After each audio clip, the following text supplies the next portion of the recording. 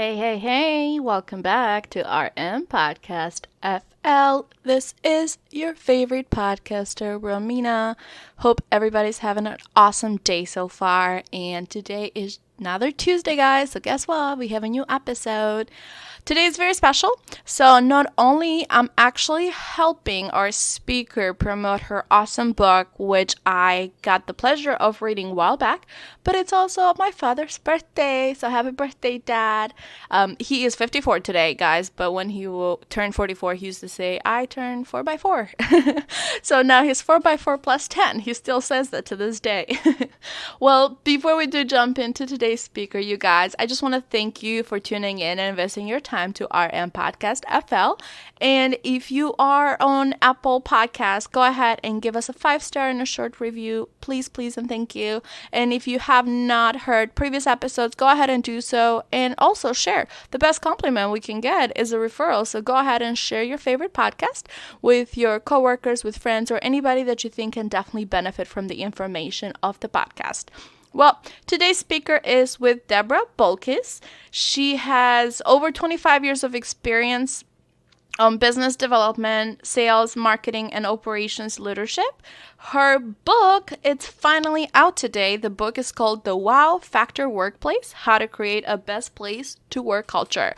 Her book is awesome, you guys, because she literally is interviewing professionals of different careers. Sounds familiar? Well, she's interviewing actually executives of big companies, Fortune 500 companies, and having a one-on-one conversation to seeing what they do to bring the best version of themselves in the workplace and to help their team, to help the corporate. The book link is going to be attached on the details, so definitely go ahead and give it a read. If you do want to get a hold of Ms. Deb, go ahead at heartfeltleadership.com. She also is a keynote speaker, you guys. Go ahead and connect with her. She is awesome. I got a chance to meet her a couple of times before we actually even had this interview. And guess what? She has also a podcast coming out soon. The podcast is going to be called Heartfelt Leadership. So go ahead and definitely stay tuned for that. I will let you guys know once it gets launched. But without losing any time, let's dive right into today's episode. I hope you guys enjoy it.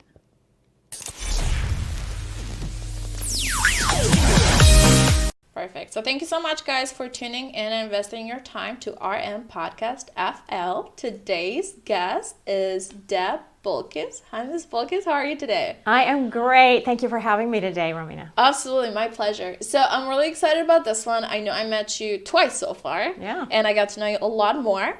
Guys, I just want to talk a little bit about the connections that you create through podcasting. We met through a friend of ours, Dr. Harvey Slants. Absolutely. They're just connections after connections. Yeah, I meet people I never expect to meet, and somebody will hear, oh, you're doing this, let me introduce you to this person, which I do a lot. I like to connect people because I know somebody's doing this and that person could help them, and that is exactly how you and I came together. Someone put us together. Absolutely. That is the benefits of having connections too, and just going out there and introducing yourselves, guys, so don't be shy. Hey, I can tell you, Romina is not shy. Well, I'll go ahead and pass on the mic to you. Okay. Ms. Deb, if you want to tell us a little bit about Young You today, kind of give us a summary of your life. A summary of my life. Well, let's see. We will start right now. I am a leadership development expert. Some people call me the Heartfelt Leader Guru. I have been running for the last 10 years a leadership development company. Mm-hmm. And when we started 10 years ago, it was to accelerate advancement for women into senior leadership. Okay. And that came from having spent almost 30 years in Fortune 500 companies, very big companies like IBM, AT&T. One you may not have heard of is Arrow Electronics. They sell all the electronic gadgetry that goes into technology. I've heard of them, actually, because I did a research paper one time. And I talked about their stock market, which is really good. Yeah. Okay. Yeah, so I was in technology for a very long time, and people would talk about those companies as being very male-dominated environments. Yeah. Back up even further, I started working when I was 12 years old. I worked for my father, and of course I was at school, but during the summers and on weekends, my dad ran his own company. He had about 200 people that worked for him, and it was all men and 2 secretaries that worked in the office, and so At age 12, he would take me down to the office on the weekends in the summer to make sure I had something to do, and he taught me accounting. Mm-hmm. So I would do all the record keeping for timekeeping for the guys that worked out in the field. And I grew up working in then a male-dominated environment, and actually I really loved working with men, truly.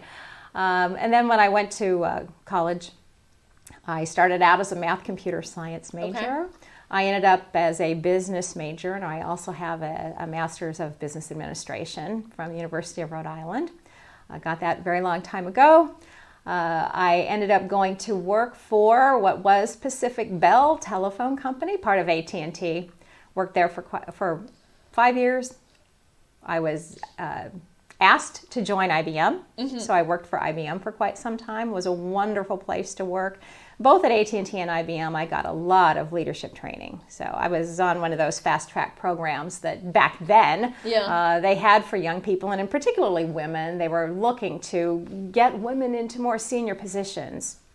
And so I had the advantage of a lot of fantastic training, which gave me a lot of insights. And I ended up going from working as a system technician, which was more of a technical position, and then I went into sales. I was in sales for some time, and then selling technology. And then I went into professional services. So I ran organizations where we had programmers and project managers and things like that we worked on very, very large, very complex projects, creating systems and solutions that didn't really exist anywhere else. So it was a lot of fun, and I ended up working in the beginning on little tiny projects, and at the end I ended up working on big global projects and running organizations where people that reported to me were all over the world. So you can definitely say you have a lot of energy on you. Yes, and a lot of people have said, you're like the energy, that little bunny that goes around, the Energizer bunny. Is that how you always kept up with all the projects and always trying to improve yourself? Is it just like an energy ball in you that it just like wants more and more, and you just cannot stay steady in one place? You just always want to learn more? Like, if you ask my husband that, he would definitely say that. She can't sit still. I've always been known as a high energy person. I'm also kind of a cheerleader for people. For projects, for things. I get behind causes and I make things happen. In fact, I had a gal who was doing my marketing for me when I started my business, and she said, you really should have a tagline that says, you make big things happen fast. Because that's what I do. I'll come up with an idea. Here's something that the company's not doing. We need to be doing this. Yeah. Put together a plan. Go out and sell whoever it is on, we need to do this, and here's how much money I need, and here's the kind of position I need to have, and this is what we'll do for you, and this is what we'll create. And I am one, I love to master things that other people say are impossible. Prove them wrong? Yeah, give me an impossible project. Now, I won't take things on that I know are truly impossible and can't be done, but as long as I can, give me a really challenging project, and the things that nobody else wants to lead. Yeah. If I can figure out a way, and then I'll let you know all the things that I think, these are all the things we need to watch out for. These are the things that could happen. And if they do, how are we going to tackle it so we can get all of the roadblocks out of the way? But yes, I love having a lot of things to do. I have a lot of energy, and challenges actually give me energy. That's what I was about to say, because I'm the same. Like, if I see a challenge, I get hypered up, because in my head, I can kind of see, like, the result and just be like, can't believe you just made this happen, and, like, have this pride that I cannot let my pride go low. Like, I have to accomplish this, because I want to get that, can't believe this, you made this happen moment. Do you feel the same way? Oh, absolutely. And what's interesting, once you have kids, I have 2 kids who are grown up now, they're kind of your age. But my oldest one, when he was a little guy, I would watch him, and oh my goodness, it's yourself. You are seeing yourself in this person where he just had to master something, and he would take on something really hard, and you're thinking, you're 6 years old, you can't do that. Well, I didn't tell him that, but he would keep doing it, keep trying until he had perfected it. But here's the rub. Once he would perfect something, he was off to the next challenge. Which, I suppose I'm that way too. Yeah. It's good when you're in a technology field where you have to continually reinvent yourself because, as you know, technology changes so quickly. So you do need to be able to master things really quickly and then move on to the next thing. And that next thing is another challenge that gives you more energy, and there you go. So let's talk about moving on to the next thing. Okay. Your book, which today is December 10th, it's getting published. I'm super excited. Yeah, me too. I was lucky enough to actually read your book, which consists of interviews, and you do put a lot of great information out there. Thank you. I do have the question of how is it from jumping from one project to the other when you feel stagnant in a workplace? But before we jump to that question, I want you to tell us a little bit about your book. Okay. So the book actually, the book is titled The Wow Factor Workplace, How to Create a Best Place to Work Culture. And it's actually turned into 2 books. It is the first of 2, which started out as one book. And that one book was supposed to be titled Heartfelt Leadership. So you wonder, how do you start with heartfelt leadership and get into something that's about a best place to work? Yeah. Well, let's roll this back a little bit. I was, as I mentioned earlier, I had established a leadership development company to accelerate advancement for women. And I wanted to have a philosophical foundation for these really intelligent, bright women that would come into the program. Inevitably, their senior leadership had identified them as, this gal is so bright and she's got so much potential, but for whatever reason, she's not doing what we think she needs to do to get promoted and get to the next level. So can you help her see whatever it is? We don't even know what it is. We can't tell you what it is, but if you can get that out of her and help her get to the next level. So we had programs for women at different steps on the management career ladder. Okay. So we had people who were just professionals, not even managers. We had programs for first line, second line, and all the way up to senior leaders. But I wanted to have a common philosophy that everyone who came into that program would come in knowing this is what I believe constitutes a great leader. And a great leader to me is someone who inspires others. That you're not telling people what to do. You let them know what the mission is. This is the vision. This is where we're trying to get. But get you excited so you know you've got your own personal ambitions. You've got visions for where you want to go in your life. How can I help you as an individual achieve the visions that you have for yourself and at the same time align what you love to do with what we need to have done in this organization and get you and I and the company all marching in the same direction. So kind of parallel goals at the same time, align your goals professionally and personal life. Absolutely. And when you can do that, magic happens. And that's how you make big things happen fast, because now all of a sudden everybody is excited about being in this project and you are personally getting something out of it that you have always wanted to do. And now you're getting to do that. So I wanted to have a book that as women came into this program, and eventually there were men in the program too, but when we first started out with women, it was things that they could sit down and read this book and see my philosophy and know where we were headed. So as we worked on every week or every month, we would go through various issues and challenges that they had. They knew that I was always going to kind of come at it from a certain way and help them learn how to really step into their best self and how they could then inspire other people and help those around them step into their best self. And so that's what drove me to start to write this book. And, you know, I think it was one of those cases where I've always had a lot of self-confidence, but there's always that point where you're thinking, I'm not sure I'm good enough. Yep. I'm not sure people will really believe me. You know, people who have worked with me, they all know me. I'm well known in my own little circle, but I'm not well known in the world. And it's scary to put yourself out there. It is scary to put yourself out there. And so for me, I wanted to go out and find leaders who other people thought, this is the greatest leader I have ever worked with. I would never want to work for anyone else because I love this person and they make great things happen. And so I searched out, and you put it out there in the universe and say, hey, I'm looking for these kind of leaders. I would like to interview them. So just like you do, you go out and you interview people who you find are amazing. So whenever I would find these people that people would tell me, I love where I work and I love my boss and I feel so lucky, I would never want to work anywhere else.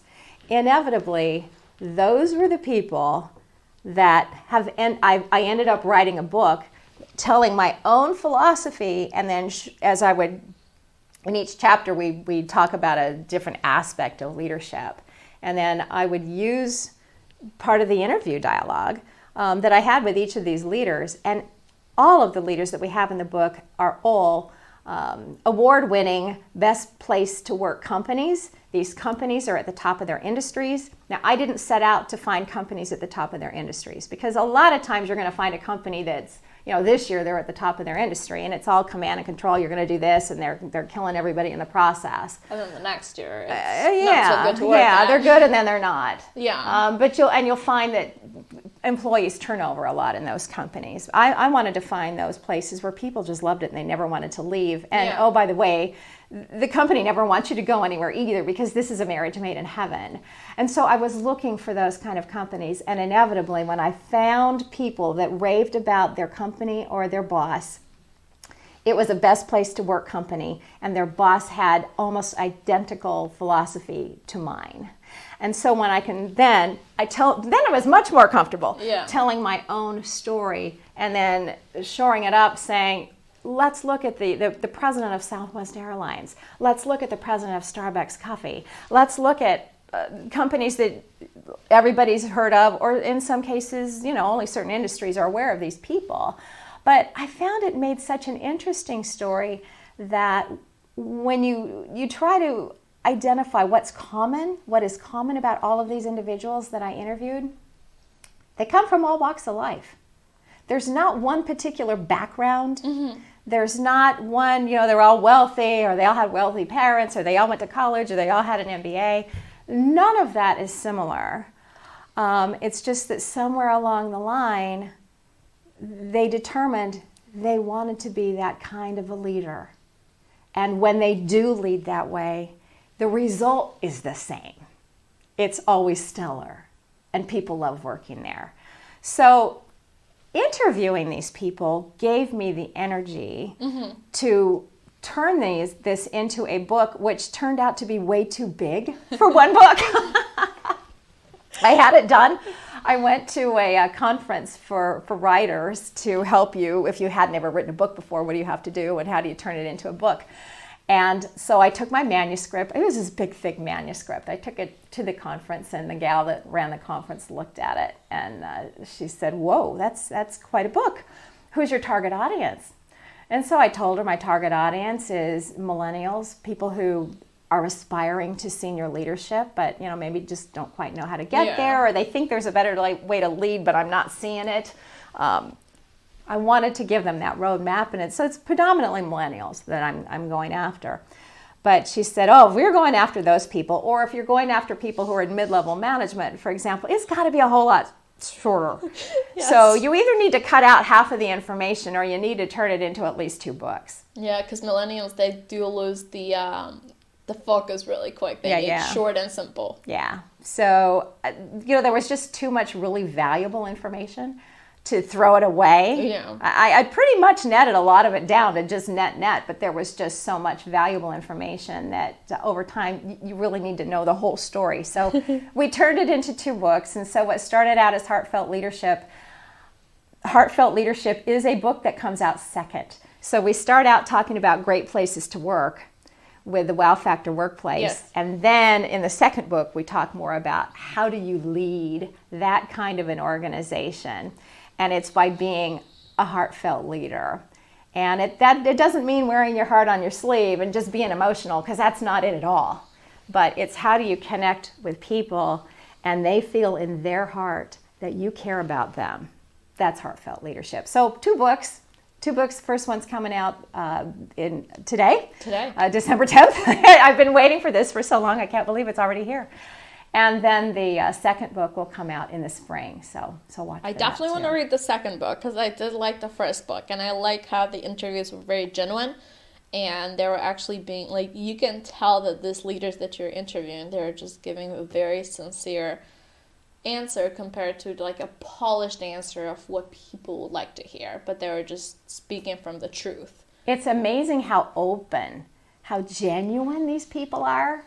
They just put themselves out there, and you hear about authentic leaders. These are authentic people. You're hearing the real deal. Yeah. And you and I were chatting a little bit earlier before we started the podcast that for some of them, as you ask these questions, they're telling you things that in some cases they've never told anybody before. Oh, they thought of it but never said it out loud. Right. I mean, and that you'll even see that in the book. Oh my gosh, I never even thought about that before. Yes. Or they'll say, It was Teresa, the first one. Yeah, she said, it actually makes sense right now. Yeah. She's like, why this happened? Or Donald Stamets. He was with Omni Hotels at the time that I interviewed him, and he said, I'm a service-oriented guy. I love being in service, and then he started talking about his mom, and his mom was really sick when he was growing up. And he's like, oh, that's where it came from. I never even thought about it until now, because I love to make her feel better. So when you hear this, you are going to be astounded, because you're going to be talking or reading about CEOs of companies whose products you use all the time. Yep. And then to hear deep down inside and what made them the way they are and what their background is, it's really intriguing. And I learned so much, and I'm so excited to be able to share what I got to hear with the rest of the world.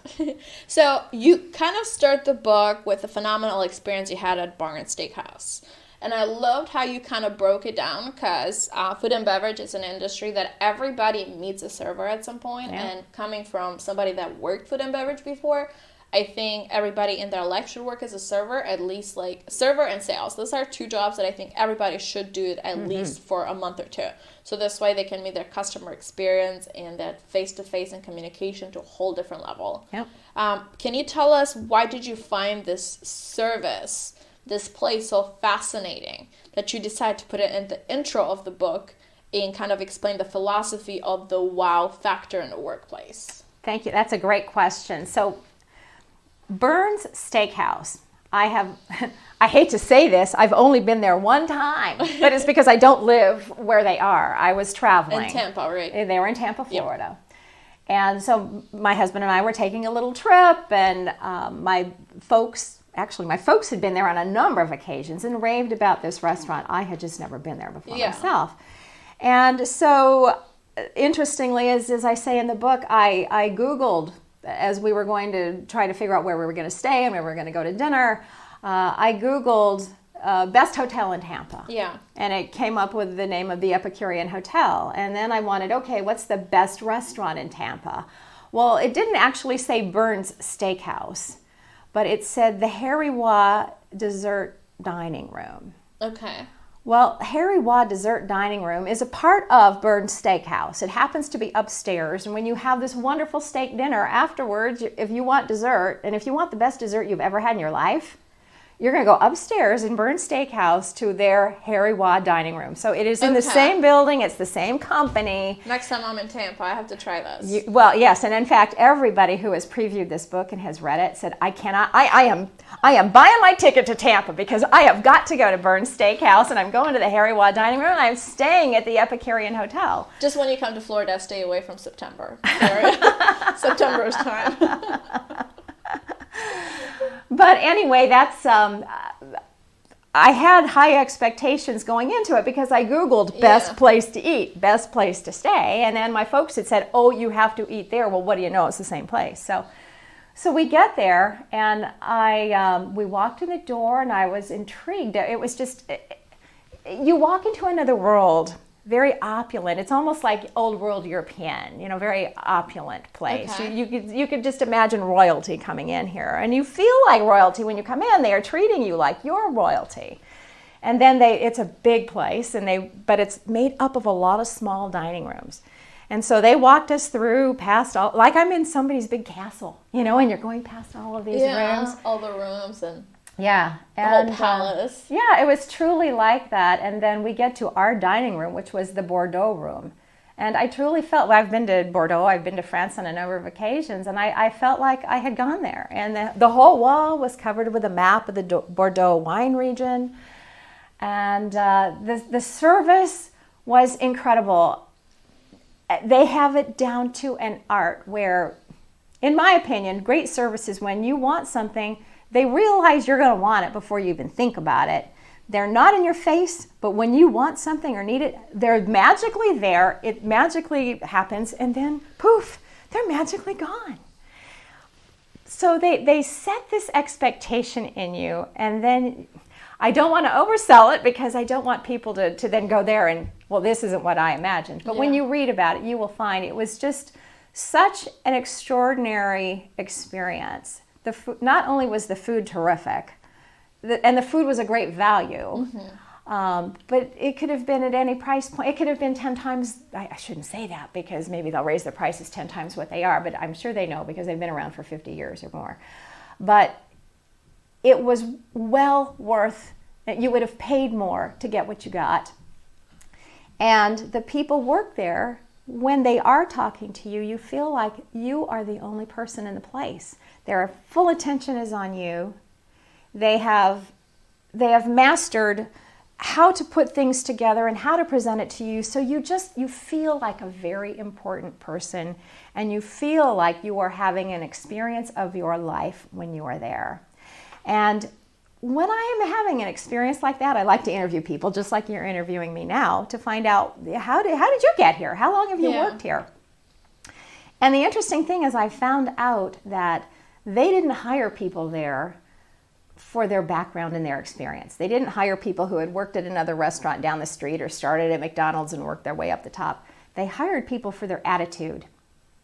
And in every case throughout the book, as we interview people, as you probably found when you read it, almost all of those companies that are best places to work hire people for their attitude, not for their experience. Now, there are certain things you have to know. Maybe if you want to be an airline pilot, you better have a pilot's license. Well, of course. But aside from that, it's their attitude and their willingness to learn, and their willingness to learn from the bottom up and to understand what their role is relative to everybody else. And when you start from the bottom up and you know all of the jobs in the place, you're better able to help each other because you know what they're trying to accomplish, you know what you're trying to accomplish, and you help each other. You work as a team, as a very well-oiled team.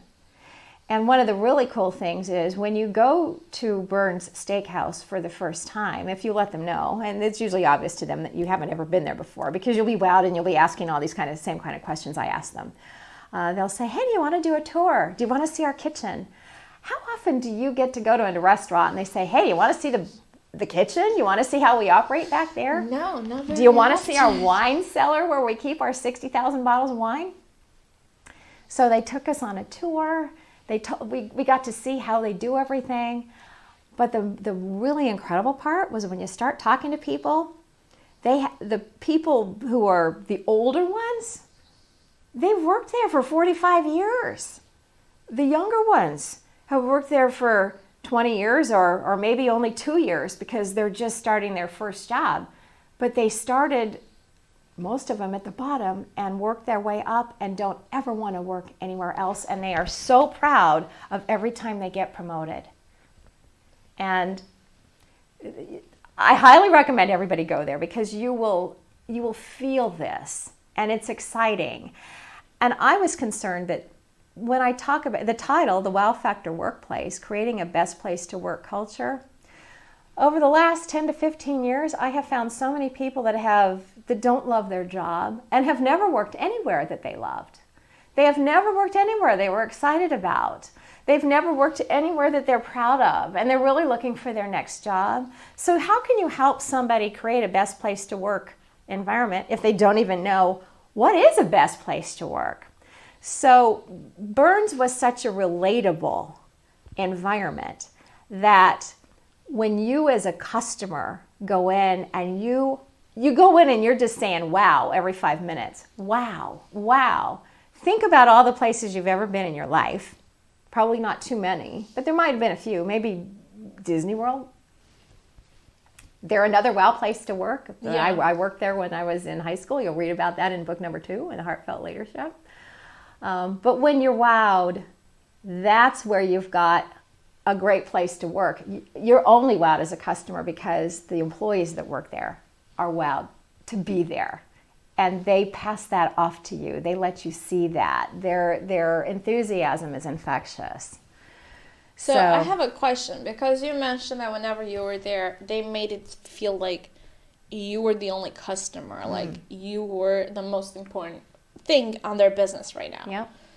How do you keep that attitude? How do employees or leaders teach employees to keep that attitude whenever you're running in such a high competitive market, especially if you're working sales or if you're working calling centers, that you need to move fast for the next lead, Like, how do you do that to keep the wow factor, and also get the job done in a high competitive market? Well, it's a really great question. And I can honestly tell you there is no one right way to do it, which is part of the reason I also wrote the book, because I wanted to show folks you can have a wow factor workplace anywhere, in any industry, in any part of the country, in any part of the world. And I wanted to also show that the leaders that do this, while they have one really strong characteristic in common, and that is the people that work with them love them and wouldn't want to ever work anywhere else because they want to continue working with them. Yeah. But how they do it and the processes that they go through can be quite varied. I mean, we're in one case we're talking to special forces operations, where they're living in life and death situations every day, and on the other end of the spectrum, I'm in a restaurant, or at Starbucks. Those are quite different. So there's not one right answer all the time, but the biggest answer is that connection between individuals and letting everybody know, I really care about you. Because when people know you care about them, they want to pay that back to you. And you don't do it selfishly. Like, I'm going to be nice to you and I'm going to pretend like I care about you, so, you'll be nice and you'll do what I want you to do. You've got to be authentic. And at the end of the day, I love this. You find something to love about everybody. And you find, I think the one thing that is in common is great leaders want to help those around them be the best they can be. And I want to be the best I can be. And I know you're going to ask me a question later about what success means to me. But one of the things I tell myself and everybody that's been in my program is you always have to think of yourself as a role model. Every minute of the day, everything that you do. If you don't know how to go about something, what would your role model do? That person that you look up to and you want to be like them. What do they do? What would they do? How would they handle this? Okay, so think about that and now put yourself in that position and do that. See, what I think, if I have to make a tough decision, or if I'm on like a moment that I my decision, my action right now, it's going to take me long term, what I do is that I think, who is the person that I want to make proud of my life? Think of them as being right behind me, and think of them, would they be proud of what I'm doing right now? Like, that's one thing that my parents have stamped on my brain, and I don't have no fear from them. They're my best friends. Yeah. But that's what kept me for the longest time, try to think ahead of time of the consequences of my actions. And when it comes to leadership, you definitely want to help out and be a good role model, and think of how would X, Y, or Z, or the way I say it, affect to X, Y, or Z employee, good or bad. If it's bad, just bite your tongue.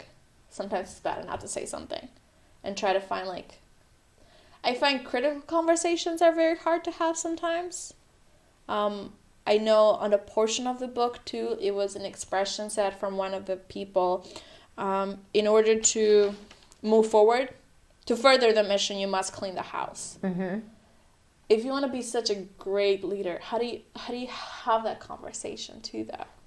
So those are really fun conversations to have. Really? A lot of people are scared of them. Yes, they call them crucial conversations or difficult conversations. I actually got to a point in my career where I found if someone wasn't working out, okay, they're just not excelling in their job, people don't like being around them, they're obviously not happy. They are not happy. Now, it could be that there's something at home that's going on that's not working with them. So I always try to know my people, whoever's on my team. And you can't, depending on the size of the organization you're running, you may not know everybody. But for those that you pretty much have, first or second line communication with on a somewhat regular basis, try to get to know them. But inevitably, if I had a challenging employee, if I asked them, how are you doing? We're behind closed doors. This is off the record. I would literally say that. If you could have any job, do anything in the world for your career, what would it be? Just take the conversation off of what you're doing here and right now. But what would that be? Paint the picture. Paint that picture to me. Let me see what it is. And in fact, that's what we do with the gals that are in our leadership development program. If you're not happy, if you're not really producing, why is it you're not happy? Because there's something you really want to be doing. It's not this. Yeah. So if you can tap into what that thing is, if they can tell you, gosh, I always wanted to be a police officer, or I always wanted to do whatever it was, that is an aha moment. I don't have to sit there and go, you're doing a really crappy job, and you better straighten up and fly right. I can't keep you here. I would have conversations that we could envision what is wow to them. Yeah. And if I could figure out how can I give them that? How can I put them in a situation, in a position right here in this team where they could do that? Sometimes we can craft a whole new position. We'll just give you a new title, we'll give you a new mission. Maybe I'll give you some of what John over here is doing, and I'll take some stuff from Mary, and we'll cobble that together in a job for you. And, they'd rather be doing something else too, so we'll restructure it. Sometimes I could make those changes right in my own organization. Sometimes I could say, what, I wish I could help you. I can't do it here, but I know over in this other department, they could really use somebody with that skill. Let me talk to them, and maybe I can set up an informational interview for you, because maybe there's a really great thing for you over there. Or maybe Informational interview. Informational interview. Those are the most valuable things you will ever have in your life. Not looking for a job, not asking for a job, but just learning what's it like over here. People don't tend to do that, though. Oh, that is so valuable. And it's one of the things now they just Google search what it's like, try to read the reviews. I never even heard the term informational interview. Yeah, I have learned so much myself from informational interviews, especially if you're thinking, I'm not sure I really want to work in this industry anymore. Yeah. Somehow I got here and I've spent the last 10 or 15 years here, but I can't imagine spending another 10 or 15 years doing this. Or a day even. I don't want to do this anymore. I want to go do something else. And if you decide I want to go do something else, and now all of a sudden you're looking for a job and you're desperate because you just want out. Well, nobody wants to talk to a desperate individual. Yeah. But I found if I wanted to learn about, if I think about it, maybe over in industry A, B, C, over there, it looks intriguing. I don't know anything about it. I'll tell you, I use LinkedIn as a tool to find out, do I know anybody? I'll try to find out who are their senior executives over there. And even if you're a really young person, junior, look to see who is running an organization that I think would be interesting to learn more about. Yep. And then I try to get somebody who knows somebody over there who could introduce me. And just let them, and they can introduce me and say good things about me and why that person should talk to me, just because I want to pick their brain and I want to learn a little bit about the industry. Yep. It is amazing what doors will open to you. And then you can just do like you're asking me. You're just asking me questions. You're not asking for a job. You're not selling yourself. You're just saying, I've heard your company is top in this industry. What makes you the top in your industry? Who's your biggest competitor? Why are they your biggest competitor? Yeah. What is it that they do that's different? And then maybe you can even say, I've got this and this and this skill. I don't know if it fits over here. Could you see, are there jobs over here that would take advantage of the kinds of things I think I'm really good at? It is amazing. Those people want to help people that ask those kind of questions, and they will start opening doors. And in fact, I've had them walk me down a hallway. Not that I've changed jobs or corporations all that often in my life, but when I have done that, they'll walk you down the hall and say, you've got to meet this and this and this vice president. Let me introduce you to them. And then the world opens up to you. And all of a sudden you're doing a job you love. But going back to that crucial conversation or those difficult conversations, instead of telling somebody you're not doing a good job, you've got to change your behavior, it's, how are you doing? Are you happy? Yeah. Would you be happy? Put yourself in a place where you're the happiest you've ever been. What were you doing? And how can we harness those characteristics somewhere and put you there? Now all of a sudden you're not sitting across the table having a difficult conversation. I like to literally sit next to that person and be next to them. I'm here to help you get to that vision where you want to be. How can we do that? And I actually volunteered on a number of occasions to take problem employees out of other organizations within the corporation. They had employees that they wanted to get rid of, and for whatever reason they weren't willing to go through the motions of putting them on a performance plan and getting them up to speed or fire them. I love those employees because I could sit down with them and find out what was it they really wanted to do. And if the decision was, you know what they really want to do and will excel in is not in this corporation, it's a mutual decision at that point. Yeah. And you're helping them. And I have had those people come back to me time and again saying, thank you so much. You are the best person. I didn't even really get to work for you more than 2 weeks. Yeah. But you're the best boss I ever had. Thank you for doing that for me and letting me go to some place that I love.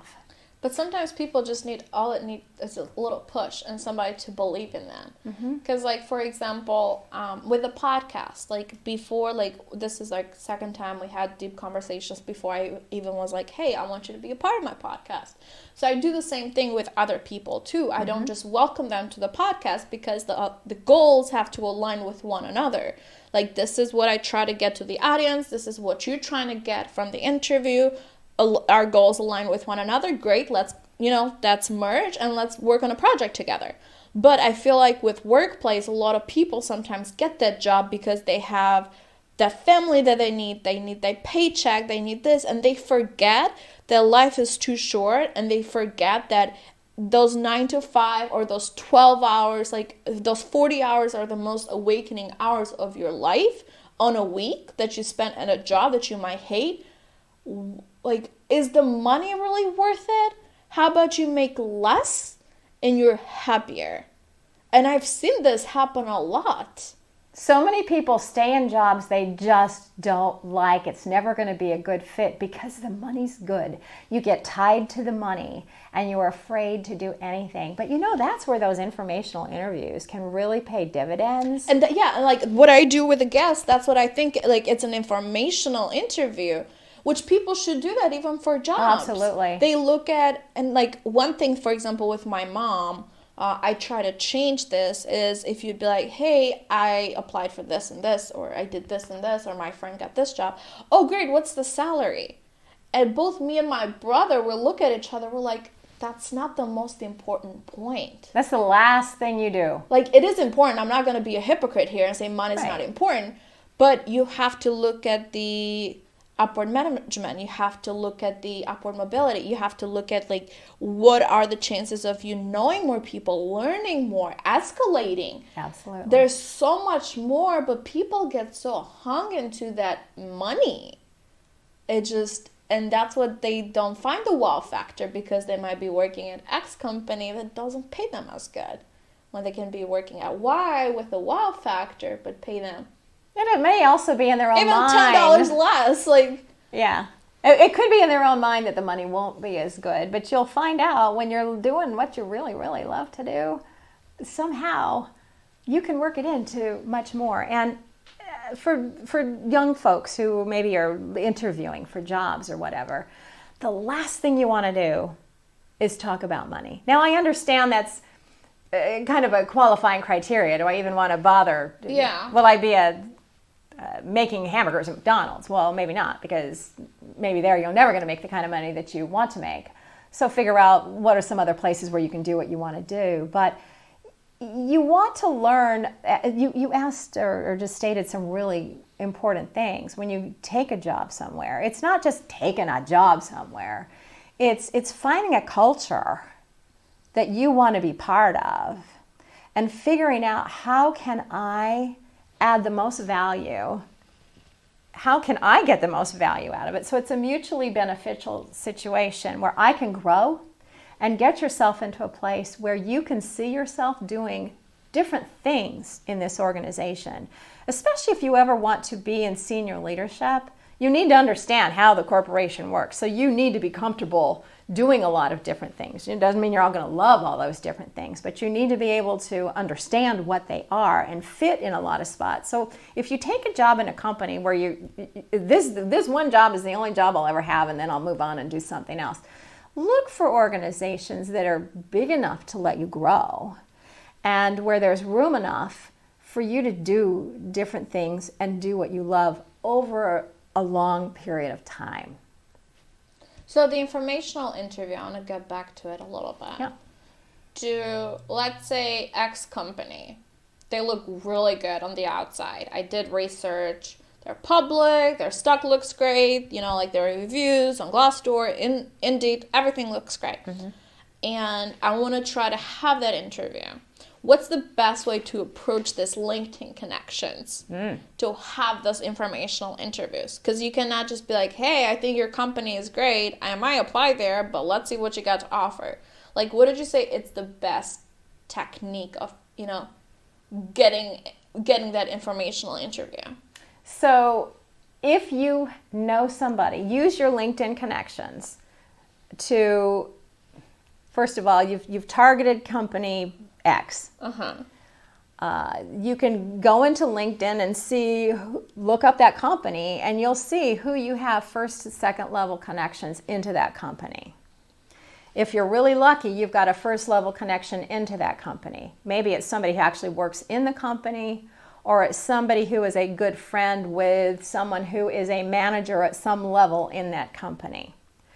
So the best thing, if you can, is to get a connection via someone you know well, someone who knows you well and would go to bat for you, and is willing to put their own reputation on the line to recommend to that individual, you should meet my friend. My friend Romina, she's a really bright gal. I think it'll be worth it to you. She'd really like to understand more about this industry.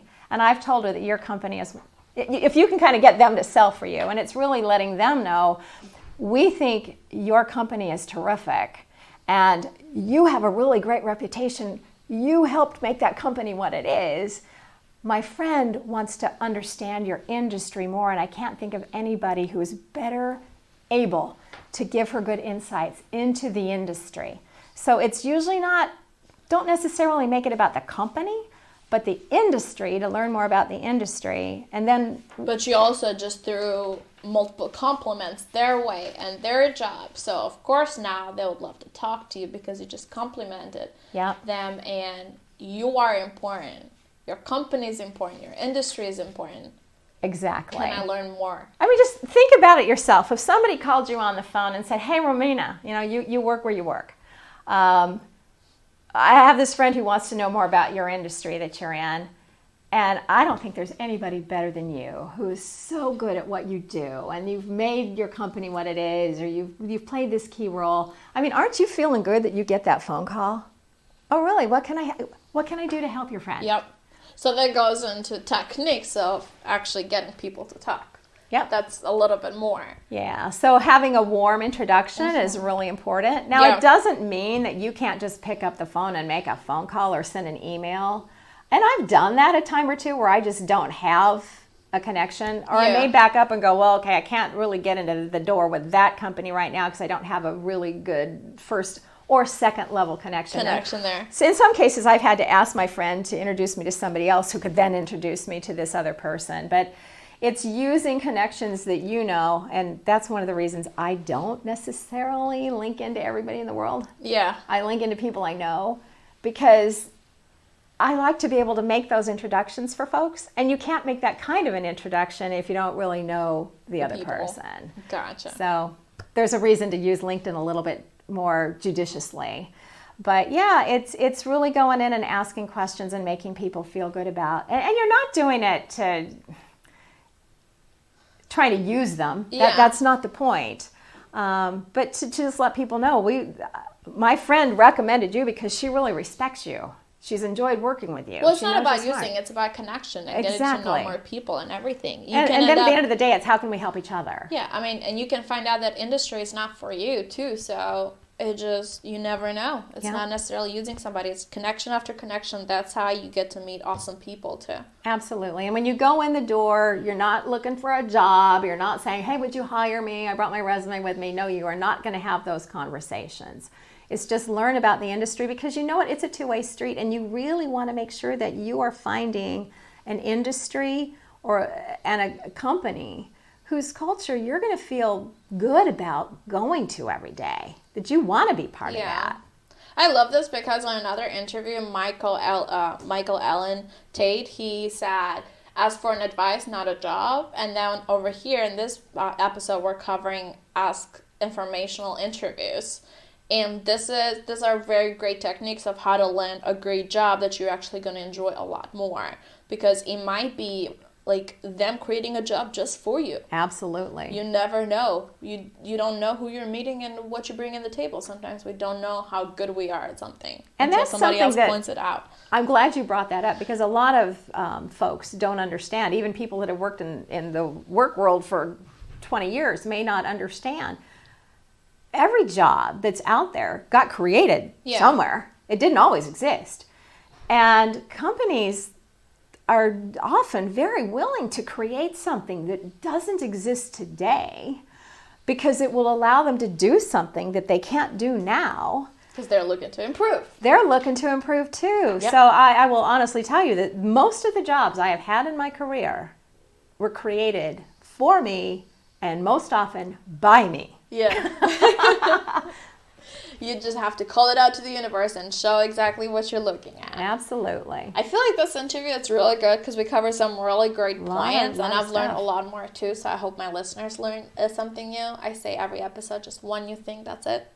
Because 1 + 1 + 1 = 100 really quick. So far, guys, you should be by like 40 new things since We've covered a lot of ground here, haven't we?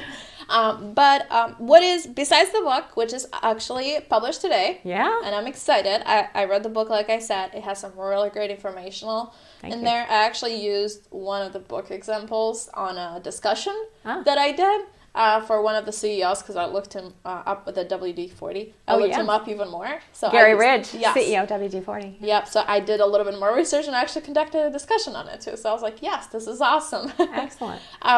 What is the next project that you're looking forward to? Well, as I mentioned earlier, there was a second book because it started out as one book and it became two. So the second book is Heartfelt Leadership.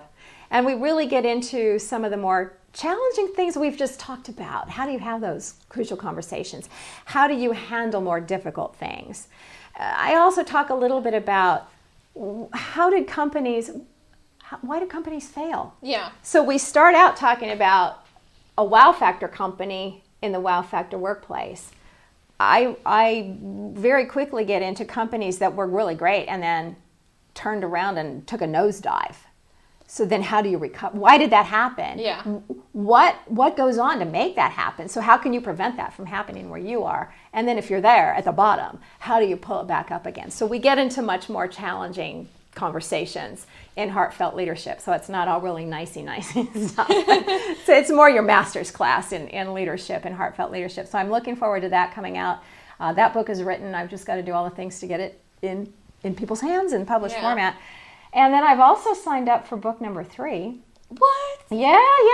So I'm starting to do interviews already for book number 3. And that one is called Women on Top. Okay. What's holding you back from executive leadership? Okay. So it's really interesting to... I want to read that one. Yeah. There's a lot of women. And you know what? Do you have a deadline on that one? I don't have a deadline, but you know what? I want to get it done sooner rather than later. Okay. And so, and now that I've been through this process a couple of times, I know how to just get in and get it done. But that book will be similar in nature to the other two in that I am interviewing other people because I think while my own insights I think are wonderful. Yeah. They're more wonderful when I can shore them up with people who are out there and have done it as well, and people that the rest of the world can relate to because they've heard of them.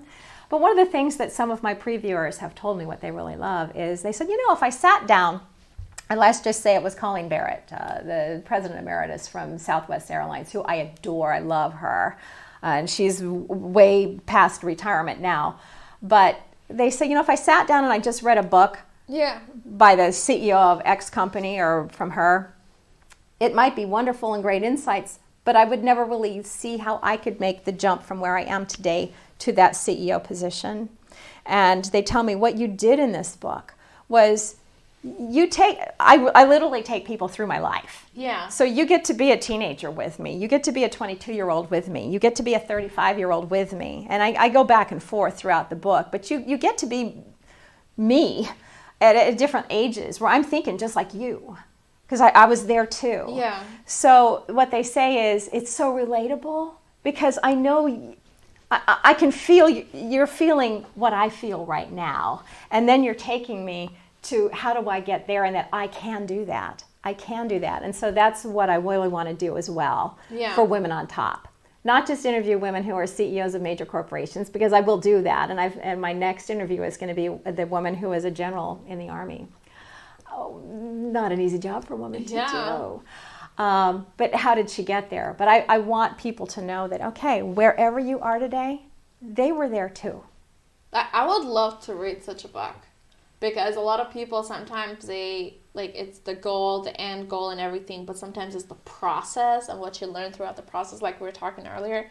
Like we're talking a little bit offline, guys, about like the process of what I've learned from the podcast, interviewing, connecting with so many people.